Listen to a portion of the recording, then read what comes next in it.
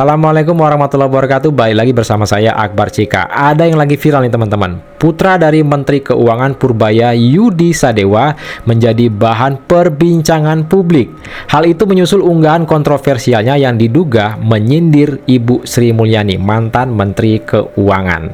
Dalam unggahannya tersebut, Yudo sempat memposting potongan berita berisi foto ayahnya yang baru saja dilantik menjadi Menteri Keuangan menggantikan Ibu Sri Mulyani.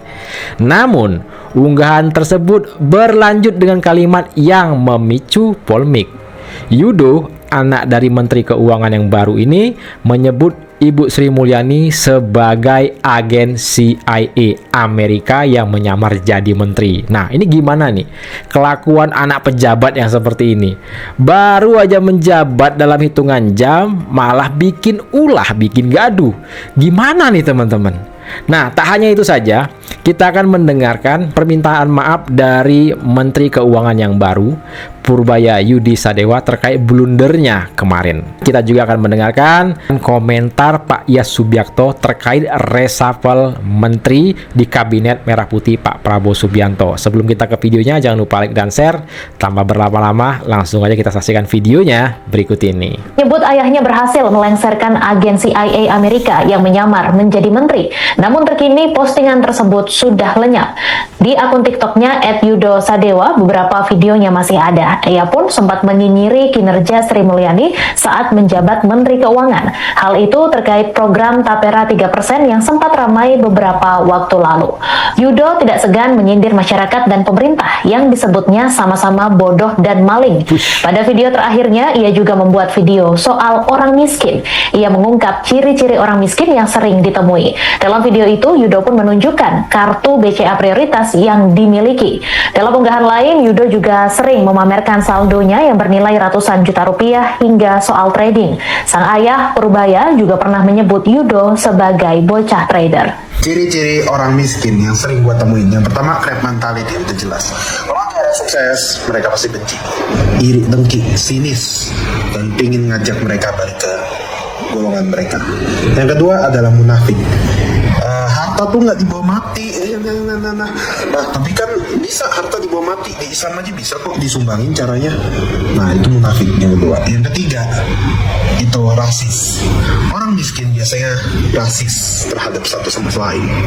Lo kalau misalnya ke BCA prioritas nih, kayak gue di BCA prioritas ya, kantor gue ya, lo kalau datang ke kantornya, lo nggak peduli orang tuh mau kulit lo ungu kayak hitam kayak matanya melotot sipit, nggak peduli mereka peduli ya hanya pelayanan.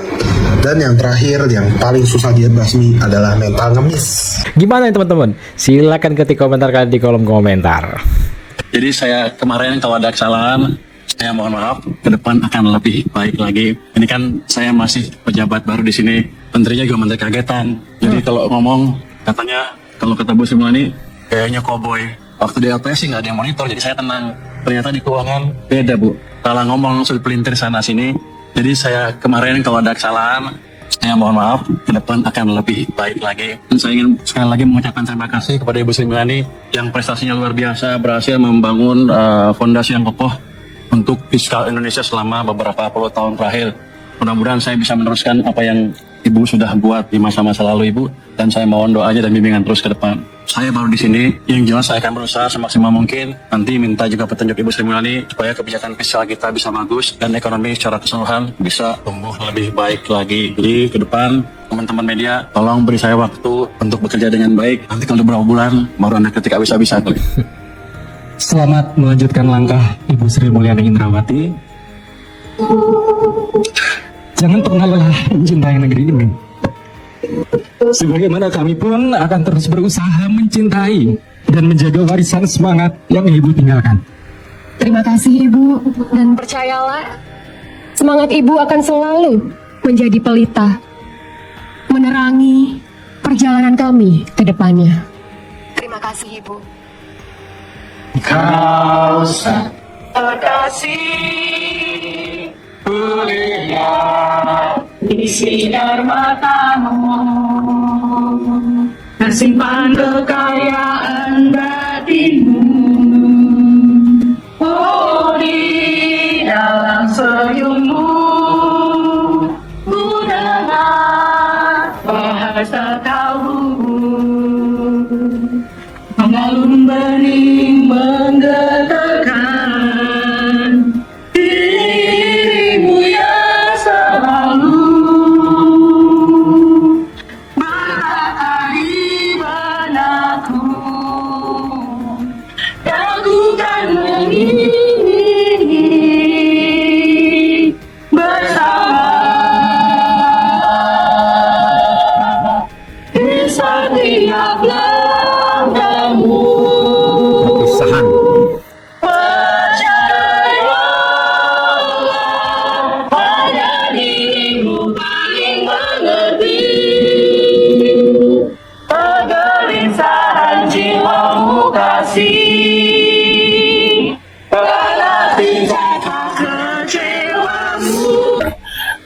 kembali kepada Bu Sri Mulyani, kan banyak komentar-komentar miring juga di medsos sekarang ini sejak beliau kemarin salah ngomong tentang beban guru menjadi beban APBN. Sebenarnya kan itu biasa ya, TNI, Polri, ASN ya, semuanya beban APBN gitu kan.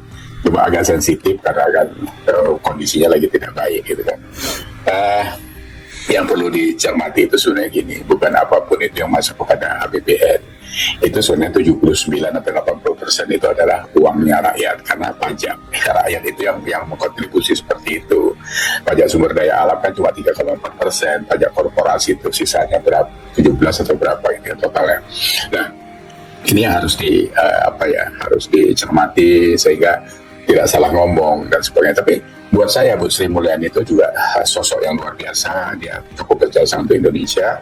Pada zaman COVID kemarin dengan Pak Jokowi itu juga mengelola fiskal dengan baik ya. Cuma sekali aja kan kita tumbuhnya 3%, yang lain kan tetap bisa dipertahankan. Itu secara ekonomi makro lah kan. Nah, kalau saya lihat, semua orang bisa salah, semua orang bisa tidak sempurna. Tapi di dalam itu semua pasti ada jasa-jasanya gitu. Kita juga seperti itu kan. Kita kan nggak sempurna juga gitu. Jadi nggak usah terlalu mutungan. Jadi masyarakat Indonesia semuanya marah-marah dan sebagainya. Situasinya lagi tidak baik-baik saja. Kemarin di DPR kita demo bakar sana bakar sini.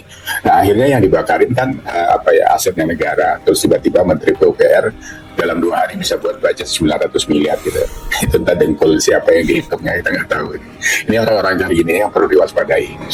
Nah, kita melihat sosok pengganti Bu Sri Mulyani, Sadewa atau siapa namanya, saya juga nggak pernah kenal, tapi tiba-tiba nongol karena ya mungkin latar belakangnya pasti ada lah ya, rekam jejaknya ada. Kalau nggak kan Pak Prabowo tidak menyomot itu saja, tapi jadi ada aja miringnya gitu. Katanya itu orangnya Pak Jokowi lah segala macam. Ini sekarang kan isu Pak Prabowo dikepung orang Pak Jokowi ini termul dan sebagainya, ini kan begitu menggilanya. Entah apa maksud mereka ya. Mungkin karena takut sama Pak Jokowi mau jadi presiden yang ketiga kalinya kali ya. Mudah-mudahan saja, kalau kita mah senang-senang aja gitu. Nah, terus gaya, jadi sudah dikomentari bahwa ini kok kayak gini, omong-omong juga dan sebagainya. Gak usah diponis dulu, baru dilantik 1 hari, kita tunggu saja nanti hasilnya. Kan kayak Marwara kemarin kan begitu, dilantik beberapa meja sana sini. Hari ini ceder. Gak ada hasilnya juga, belum ada lah, bukan gak ada ya. Kalau 3 juta rumah yang dijanjikan itu kan harusnya 1 tahun 600.000 unit. Sekarang udah 11 bulan nggak tahu entah kemana larinya kan, pabrik semennya kemana, batunya kemana, pasirnya kemana, nggak jelas. Tapi ya sudah, kita lihat saja. Karena Pak Prabowo ini kan sebenarnya kabinet yang agak salah nyomot juga kalau menurut saya. Cuma nggak bisa dihindari karena ini kabinet ilmu. Kabinet yang gotong royong, namanya kabinet merah putih, itu sebenarnya kan ya kabinet balas jasa gitu, karena koalisinya banyak ya. Bayangin 83% di parlemen, koalisinya kan besar gitu. Itu kan harus dibagi-bagi semua, wamen, ngerangkep jadi komisaris dan sebagainya. Tapi ya itu urusan Pak Prabowo lah gitu. Cuma itu nanti larinya adalah ke fiskal. Sama dengan program-program yang tidak disiapkan dari awal, itu akhirnya kan membuat kebingungan juga gitu, membiayai MBG ini itu, apalagi kementeriannya jadi 48 tambah 7 lembaga, sudah 55 itu yang baru Pak Prabowo ya. Nah, si menteri yang baru ini kan tadi pagi saya lihat presentasinya akan tumbuh 6%, 7% dan sebagainya. Terus dia bilang zaman Pak SBY dulu 6%, dan zaman Pak Jokowi itu cuma 5%. Dia lupa Jokowi itu kerja efektifnya 6 tahun bos. 1 tahun pertama persiapan, 3 tahun kena COVID. Masa Anda nggak ingat gitu kan? Nah, ya situasinya seperti itu. Pak Prabowo sekarang kena 5 tahun ini, apakah ekonomi dunia aman-aman saja dengan kondisi yang seperti ini? Jadi nggak bisa. Mau sekarang aja 5% kita juga sudah ngeden juga gitu dapatnya gitu. Tapi tidak apa-apa, karena ini namanya semangat optimisme, ya silakan ya, kita tetap mengikuti, mendoakan semua baik-baik saja kan. Itu saja. Jadi buat kita, kalau buat kita itu sama saja dengan apa yang kita harapkan siapapun presidennya ya, karena buat masyarakat Indonesia ini yang penting aman ya. Ya begitu saja saya pikir, nanti obrolan kita lanjut lagi ya. Terima kasih. Assalamualaikum. Waalaikumsalam warahmatullahi wabarakatuh. Nah, itu teman-teman sedikit informasi yang bisa saya sampaikan. Silahkan ketik komentar kalian di kolom komentar ya. ya. Saya Akbar Cika, mohon undur diri. Jangan lupa like dan share. Assalamualaikum warahmatullahi wabarakatuh. Salam sehat selalu. Bye-bye.